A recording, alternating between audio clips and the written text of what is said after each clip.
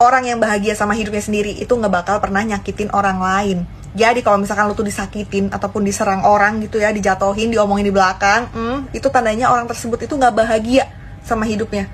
Makanya mereka pengen nyerang hidup orang-orang yang menurut mereka tuh bahagianya terlalu menyilaukan mata mereka. Gitu. Kenapa orang yang bahagia itu nggak bakal pernah bisa ngelukain orang lain? Ya karena menurut mereka tuh ya nggak perlu buat nyakitin ataupun ngelukain orang lain. Toh mereka sendiri udah ngerasa cukup, udah ngerasa damai sama diri sendiri dan punya empati untuk orang lain. Makanya nggak mau untuk melukai ataupun menyakiti hati orang lain gitu. Karena mereka tahu rasanya itu nggak enak. Makanya mereka nggak mau menerapkan hal itu ke orang lain. Beda sama orang yang nggak bahagia. Orang yang nggak bahagia itu cenderung bisa melukai dan menyakiti orang lain karena mereka itu memproyeksikan rasa sakitnya ke orang lain yang nggak punya rasa sakit yang sama. Biar apa ya, biar bisa jadi sama kayak mereka. Bahasanya kayak nyari pelampiasan gitu, buat bisa ngelampiasin amarah dan kekecewaan.